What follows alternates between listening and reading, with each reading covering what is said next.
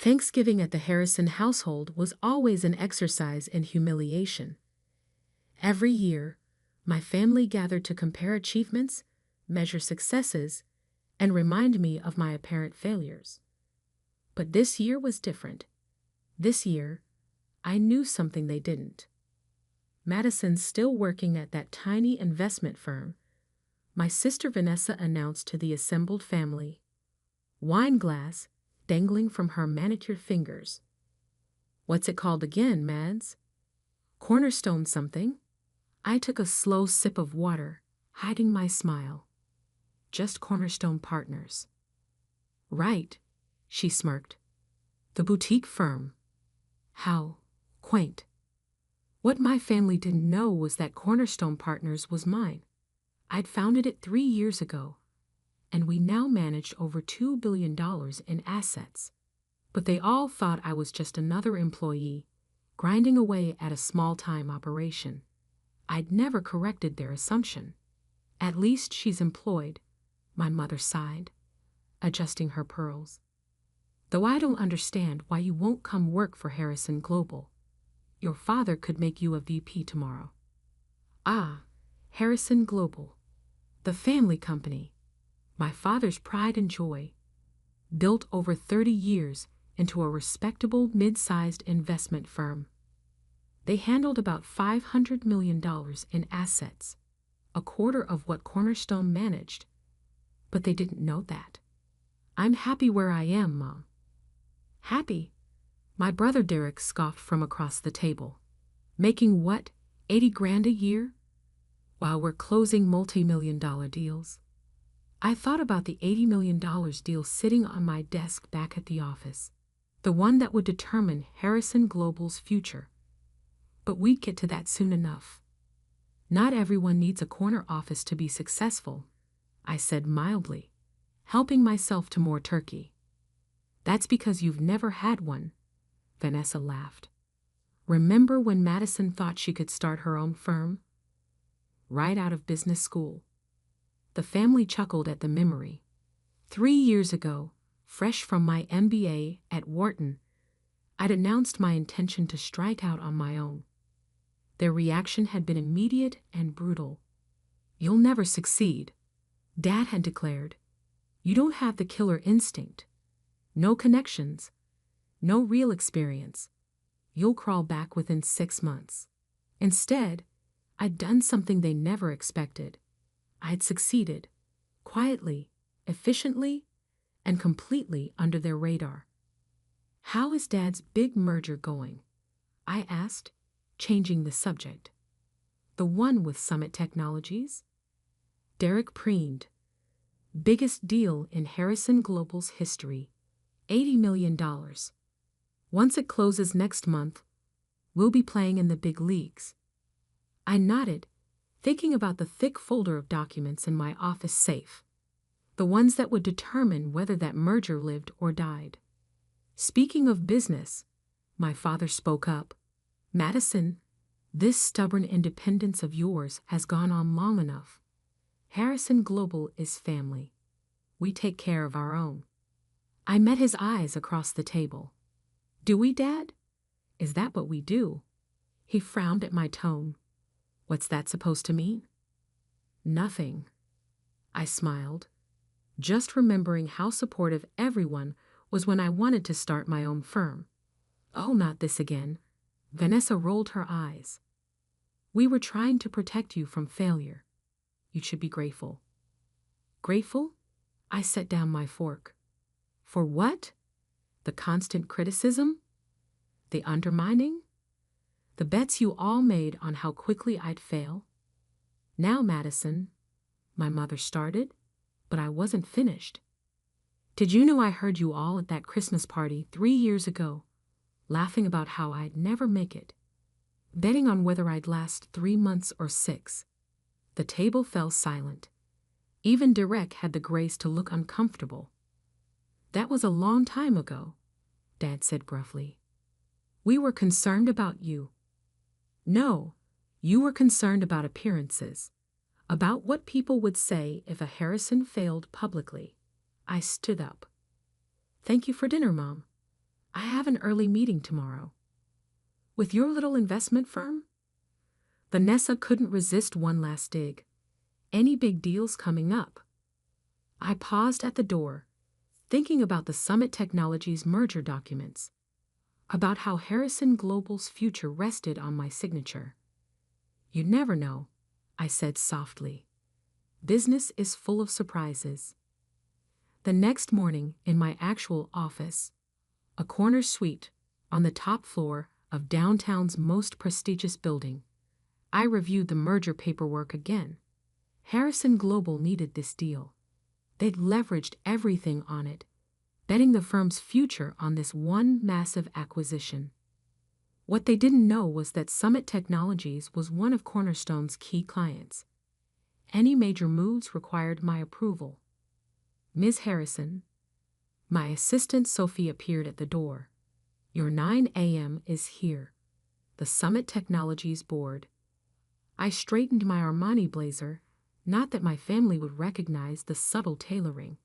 They still thought I shopped at department stores. Send them in.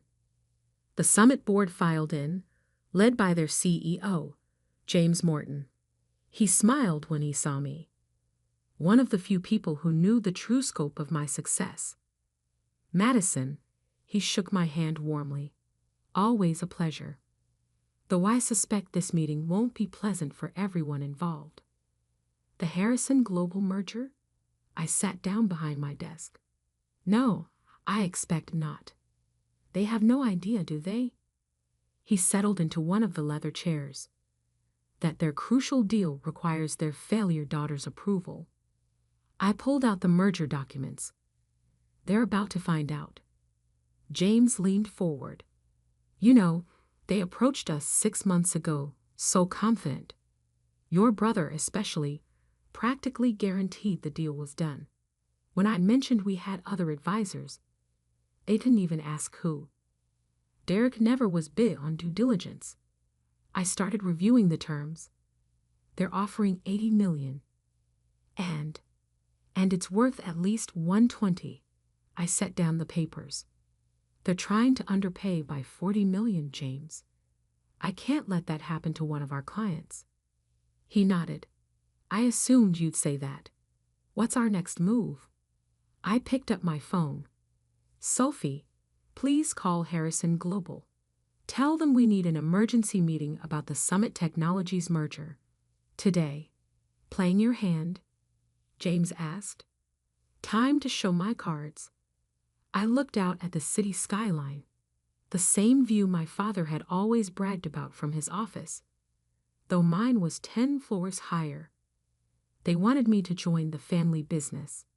They just didn't expect it would happen like this. An hour later, Sophie's voice came through the intercom. Harrison Global executives are here. Your father, brother, and sister. I straightened the merger documents on my desk. Send them in. The door opened, and I watched their expressions shift from confusion to shock as they took in my office. The view, the furniture, the clear trappings of serious success. Madison? My father stopped short. What? What is this? This, I gestured around. This is Cornerstone Partners, my investment firm.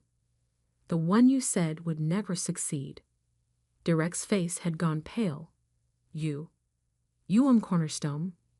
Founded it. Built it. Turned it into one of the most successful private investment firms in the city. I smiled. And as it happens, Summit Technologies is one of our most valued clients. The blood drained from my father's face as understanding dawned. No. Yes. I held up the merger documents. Your $80 million deal, it needs my signature. The silence that followed was deafening. 3 years of mockery, dismissal, and condescension had led to this moment. The family that said I'd never succeed was about to learn just how wrong they'd been. And this was only the beginning. My father was the first to recover from the shock, his business instincts kicking in. Madison, he said, forcing a smile. Why didn't you tell us? This is impressive. Impressive. I raised an eyebrow. Yesterday at Thanksgiving, you were all still mocking my little investment job. What change? The office? The view? Or the fact that I hold the future of Harrison Global in my hands? Vanessa stepped forward, her designer heels clicking on the hardwood floor. Come on, Mads. We're family. All that stuff before, we were just teasing. Teasing. I opened my desk drawer and pulled out an old recorder. Let's refresh our memories, shall we? I pressed play. Their voices from 3 years ago filled the room. She'll never make it 6 months. Derek's voice. Who would trust her with their money? Vanessa's laughter. She lacks the killer instinct. No Harrison drive. Dad's dismissal. I stopped the recording. I kept this as motivation. Every time I doubted myself, I'd play it. Remember what you all thought of me. It worked better than any pep talk. That was a long time ago, Derek protested weakly. Really? Because just yesterday you were all still treating me like a failure. I stood up, walking to the window. Do you know what Cornerstone's assets under management are? They shook their heads. $2 billion. 4 times what Harrison Global manages. I turned back to face them. That little investment firm you've been mocking? We're one of the top performers in the market. My father sank into one of the chairs, looking suddenly old. Why didn't you tell us? Would you have believed me? Or would you have found some way to dismiss it, like you dismissed everything else I've ever achieved? But the Summit Technologies deal, Derek interrupted, his face flushed. We've been working on this for months. Yes, trying to underpay by $40 million. I picked up the merger documents. Did you really think James Morton wouldn't have his own advisors looking out for his interests? James Morton. Vanessa's eyes widened. He knew. All this time? I smiled. He's been a client since I started Cornerstone. He found it quite amusing when Harrison Global approached him, so confident they'd get a bargain. We need this deal, my father said quietly. Harrison Global is leveraged on this acquisition. I know. I sat back down at my desk. I've seen your books. You've bet everything on this merger. If it falls through, you'll lose half your clients. Maybe more. The silence that followed was heavy with realization. They were completely at my mercy. What do you want? Derek asked, his usual arrogance replaced by desperation. Want? I laughed softly. What makes you think this is a negotiation?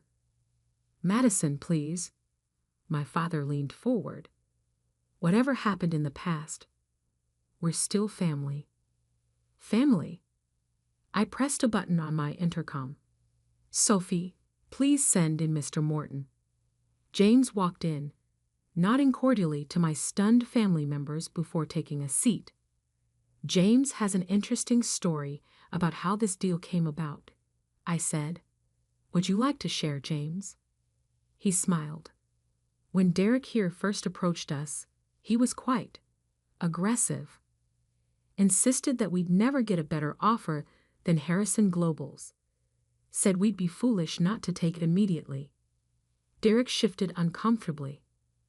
What Derek didn't know, James continued, was that I was having dinner with Madison that same night. We had a good laugh about it. You've been playing us, Vanessa accused. No, I've been protecting my client's interests. I stood up. Harrison Global's offer is $40 million below market value. That's not happening. We can't go higher, my father said. The financing won't allow it. I know. I pressed another button on my intercom. Sophie, send in the Cornerstone proposal. My assistant entered with another set of documents, distributing them to everyone in the room. "What's this?" Derek asked, flipping through the pages. "A counteroffer," I said. "Cornerstone Partners will finance the additional $40 million in exchange for a 30% stake in Harrison Global." The explosion was immediate. "Absolutely not," Derek shouted. "Out of the question," Vanessa snapped. But my father was silent, reading through the terms carefully. He understood what they didn't. This was their only way out. "If you refuse," I said calmly, "I'll have to advise James to decline Harrison Global's offer. His fiduciary duties require him to seek full market value. Your over-leveraged position becomes public knowledge. Your clients start pulling out.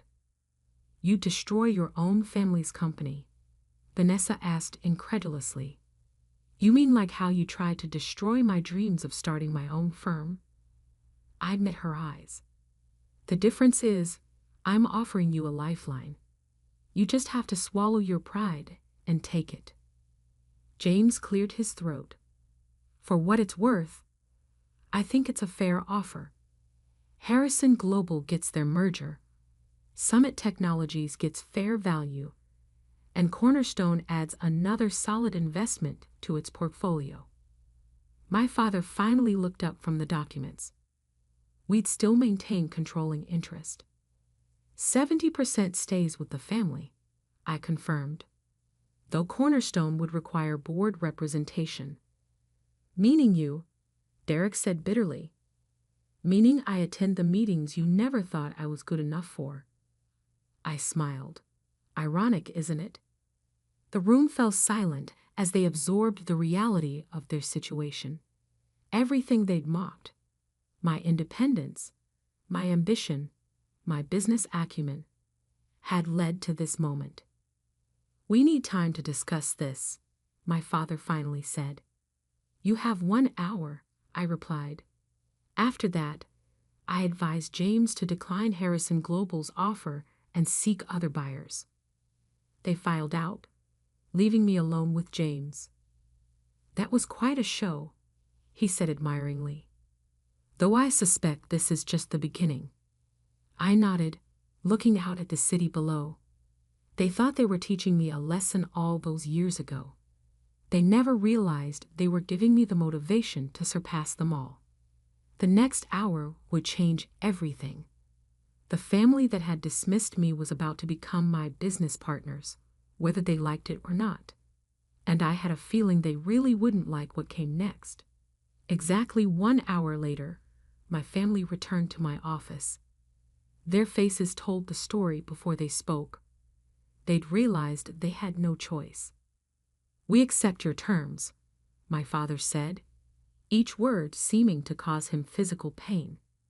I didn't smile. Instead, I pulled out the final contracts, already prepared.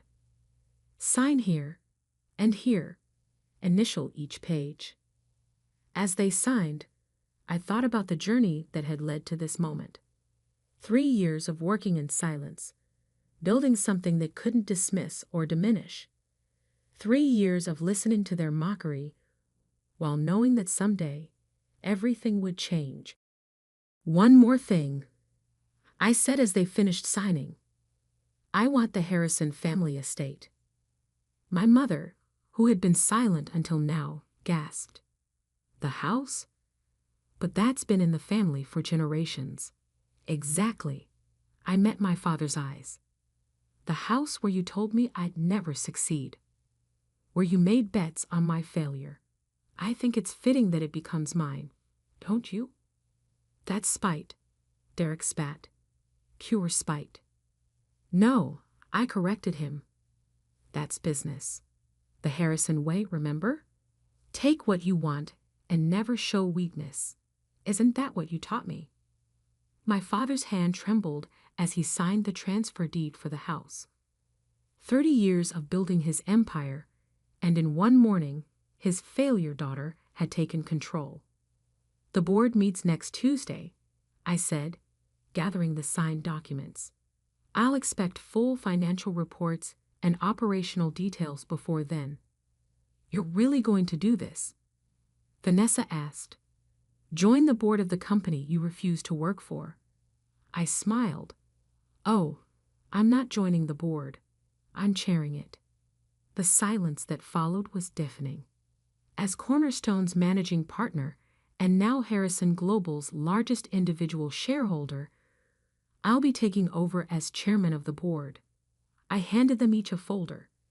Here's my plan for restructuring the company. We'll be making some changes. Derek flipped through the documents, his face growing redder by the page. This is a complete overhaul. You can't just come in and... I can and I will. I cut him off. Harrison Global has been underperforming for years. Your management style is outdated. Your investment strategies are conservative to the point of stagnation. And your corporate culture is toxic. How dare you? My father started, but I held up my hand. Your return on investment is half the industry average. You've lost major clients to more innovative firms. The only reason you're still afloat is family name recognition. I leaned forward. That changes now. And I suppose you think you can do better. Vanessa sneered, but the tremor in her voice betrayed her fear. I don't think. I know. I pressed a button on my desk, and the wall screen lit up with Cornerstone's performance metrics. These are our returns over the last 3 years. Compare them to Harrison Global's. The numbers told the story better than words ever could. Cornerstone had consistently outperformed not just Harrison Global, but most of our competitors. This is what success looks like, I said quietly. Real success, not the kind you measure in corner offices and country club memberships. My father stared at the screen, then at me, seeing me clearly perhaps for the first time. You really did it, didn't you? Build all this on your own. No thanks to any of you. I stood up and walked to the window. You know what the difference is between us.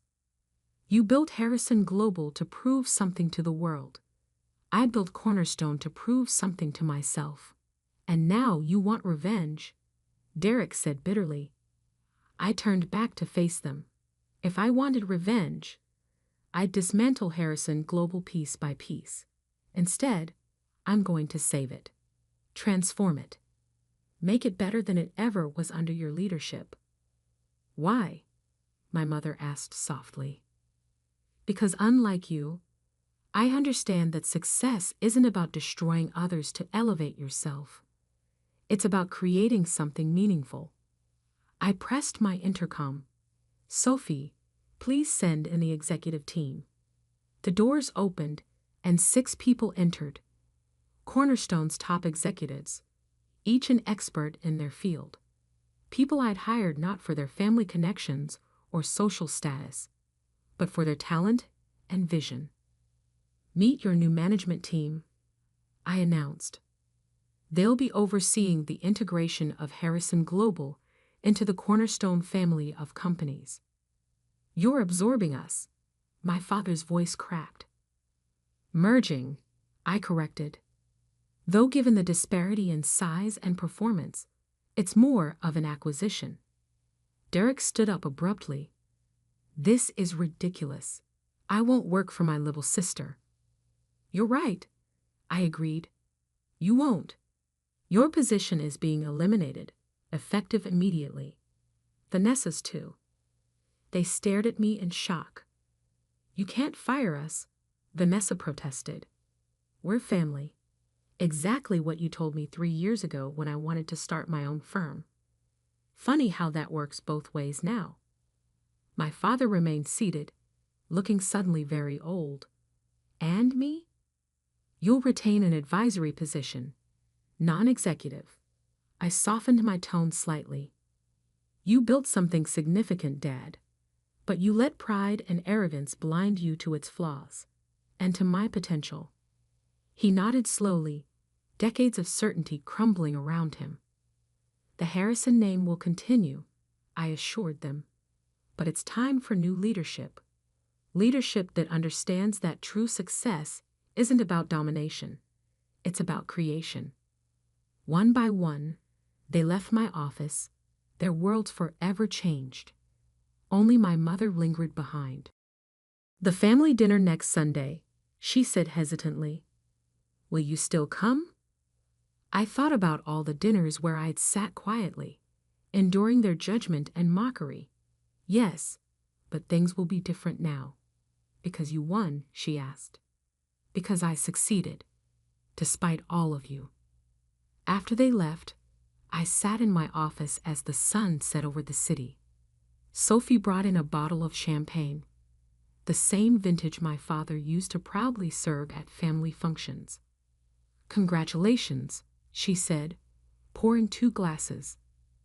Though somehow I don't think this is how they imagined bringing you into the family business. I laughed, taking a sip. No, I imagine they pictured me in a junior position, working my way up through their approval. Instead, you bought your way in from the top. Not bought, I corrected. Earned. Every penny, every client, every success, I earned it all. My phone buzzed with a message from James Morton. Brilliant performance today. Your grandmother would have been proud. I smiled, remembering the woman who'd believed in me when no one else did. Who'd left me the seed money to start Cornerstone, swearing me to secrecy until the time was right. To Grandma Rose, I raised my glass. Who taught me that success isn't about proving them wrong? It's about proving yourself right. The next morning, I arrived early at Harrison Global's offices, soon to be renovated and rebranded. The security guard did a double take when I used my new key card. In the executive suite, I found Derek and Vanessa clearing out their offices, shooting me venomous looks as I passed. My father's office, my new office, still held the trappings of his reign. Photos of deals closed, awards won, the carefully curated image of success he built. I set down my briefcase and opened the curtains, letting in the morning light. On the desk, I placed a single framed photo. Me at 22, fresh out of college, standing in front of the tiny office where Cornerstone began. Success, I'd learned, wasn't about the corner office or the family name. It was about having the courage to believe in yourself when no one else would. The intercom buzzed. Ms. Harrison? The board is ready for your first meeting. I smiled, straightening my jacket. Time to show them what real success looks like. On my way, I replied, taking one last look around the office that had once been the symbol of everything I couldn't achieve. Now it was just another room in my growing empire, an empire built not on family connections or inherited privilege, but on determination, vision, and the burning desire to prove that success comes in many forms. And sometimes the sweetest success is the kind they never see coming.